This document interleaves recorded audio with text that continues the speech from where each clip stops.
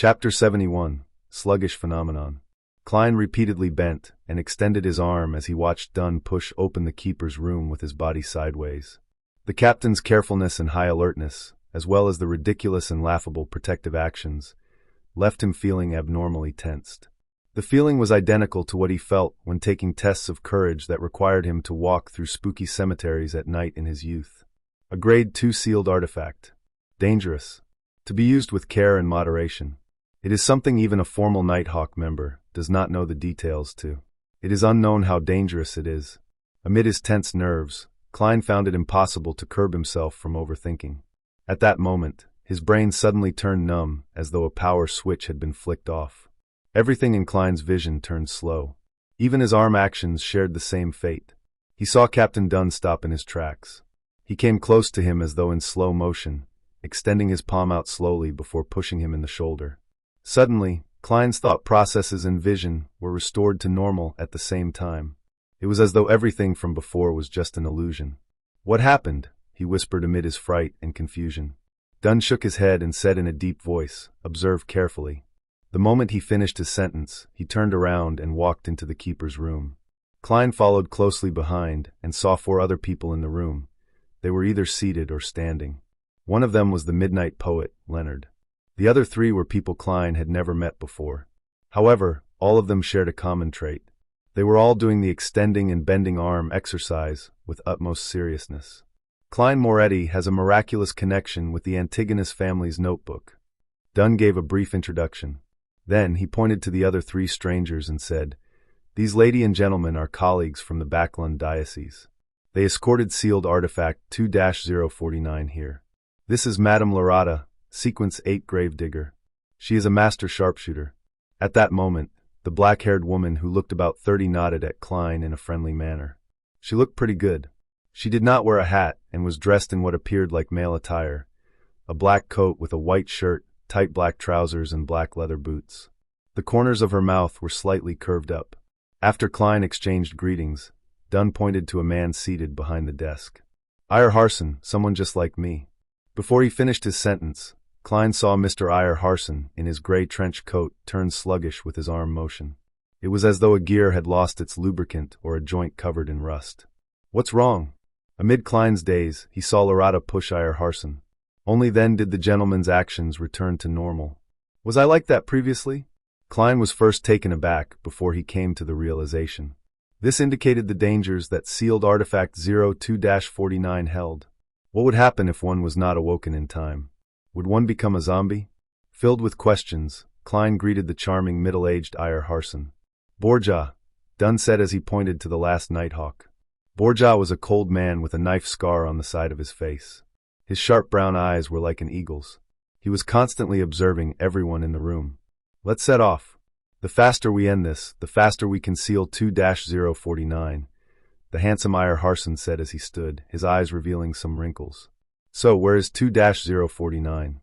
Klein surveyed his surroundings curiously, but did not notice any traces of the sealed artifact. Of course, he could not see the areas obscured by the table without activating his spirit vision. "All right," Dunn turned and looked at Leonard Mitchell. "You'll be in charge of driving. It is best not to involve Cesare with matters like this." Cesare was the clerk in charge of procuring and collecting supplies for the Tingen Nighthawks while standing in as a carriage driver. He was the one who drove Klein to Welch's home to meet the spirit medium daily. "No problem." Leonard stopped acting frivolous and nodded seriously. At that moment, Klein saw Iyer Harson bending over. He picked up a black metal chest which had been obscured by the table. The chest was carved with resplendent stars and the crimson full moon. It was as though there was a formless barrier around the chest. The sealed artifact should be inside there?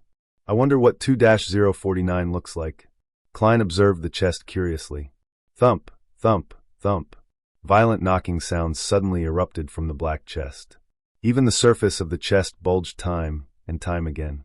Thump, thump, thump. It was as though something horrifying had awakened within the chest and was pounding wildly. The sound of the knocking was beaten into the hearts of everyone present. "It's alive?" Just as Klein had a thought, he saw Captain Dunn's arm exercises turning sluggish, as if his joints were layered with glue. Borja, the Nighthawk from Backlund, pushed Dunn's shoulder, allowing him to recover. It's like doing the robot dance when one is affected by 2-049. If all of us are under its influence, wouldn't we be some awkward dance squad? Luckily, 2-049 seems capable of only influencing one person at a time. Klein lampooned to relax his tense nerves. He did not dare halt his arm exercises. He followed Dunn's lead and left his cane behind. He then followed behind the 5 Nighthawks through the tunnel and up the stairs to the second floor of the Blackthorn Security Company. Leonard had gone ahead and notified everyone in the front of the buildings, so Roseanne and the rest had all made their way to the 3rd level. These incidents rarely involved them, but they were not completely alien to them. Another Nighthawk, Kenley, had replaced Dunn in his watch over Cheney's gate. Klein heaved a sigh of relief when he reached the carriage. He looked suspiciously out the window and said, "Won't 2-049 affect the ordinary people on the streets?" From their journey underground to the carriage, sealed artifact 2-049 had already caused 6 sluggish incidents, 2 of which were targeted at him. He had been jolted awake by Captain Dunn and Leonard Mitchell respectively. The rate of the sluggish effect was rather alarming. "No worries, 2-049 will target humanoid creatures within 5 meters of it first. The closer you are to it, the easier it is for you to be chosen. As long as there are 3 people surrounding it, people who happen to be around when the carriage steers past will not be affected," the beautiful, black-haired Lady Lorata explained with a lazy tone. What a weird sealed artifact, Klein thought as he continued his arm exercises. Dunn and the rest of the Nighthawks did not speak on the journey to Ray Bieber's house. They were paying close attention to each other's condition. Only Lorata wore a nonchalant look.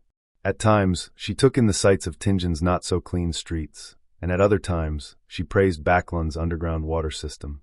Soon after, the familiar building finally entered Klein's line of sight. The group of 6 made their way to the 3rd level while observing each other. The door to Ray Bieber's house was labeled with the Tingen Police Department's symbol, indicating that entry was forbidden to unauthorized personnel. As Dunn did his stretching exercises, he took out a key. He opened the newly changed lock, then turned around, allowing Iyer Harson, who was carrying the black chest, to enter first. Thump, thump, thump, thump.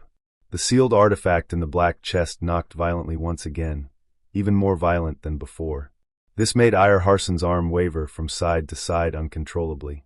It even made Klein suspect that the chest would be pounded open in time. Thump, thump, thump. Klein quickly noticed that Captain Dunn's movements were becoming sluggish. He was about to wake him up when a buzz sounded in his brain. His brain became numb. The scenes before his eyes played as though they were in slow motion. Didn't they say that it only affects one person at a time? Klein's thoughts quickly became sluggish. At this moment, the prepared Lorata and Borja woke each of them up respectively by pushing them. Having his thought processes and vision restored, Klein looked around with lingering fear. He nearly blurted out, "Didn't you say that 2-049 can only affect one person at a time?" Thankfully, I did not stop my stretches. When sealed artifact 2-049 enters its berserk mode, it can affect up to 2 people at once. We can confirm that Ray Bieber is indeed a descendant of the Antigonus family, Iyer Harson said with a mechanical tone. Lorota let out a faint laugh. She looked at Klein and said, 2-049 becomes very agitated when it meets a descendant of the Antigonus family, even if only their scent remains. Its abilities would also increase considerably. I believe you would be able to understand its feelings. Well, I don't, Klein asked curiously. So, is it a living creature? Lorata smiled, but did not reply him directly. You'll know in a while. As long as Ray Bieber hasn't escaped Tingen, 2-049 will lead us to him. Klein could only put his other questions on hold as he walked around the room with the Nighthawks. Amid the loud and violent thumping from the chest, they locked the door, walked down the stairs, and returned to the carriage. Iyer Harson looked out the window several times and confirmed that there were no pedestrians within a 5-meter radius of them. He then placed the black chest on the ground and twisted the mechanical switch to release its spiritual restraints. The violent thumping stopped suddenly, slipping the entire carriage into silence. Not even the breaths of the Nighthawks could be heard. Klein held his breath as the black chest opened slowly. A sharp creak that hurt his ears could be heard. Creak. The chest fell as a slender brown arm extended out of the chest. It was about the length of a child's finger. 2 arms pressed forward one after another as an object about the size a normal human being's palm appeared bit by bit in front of Klein and company. It had clear elbow, finger, and knee joints. Covered in an oil-stained brown cloth, its face was painted with the colors of a clown, red and yellow. It was a wooden puppet with a weird appearance. 2-049 lifted its head and looked at Klein with its pure black eyes. Its rigid mouth slowly parted to reveal a clown-like smile.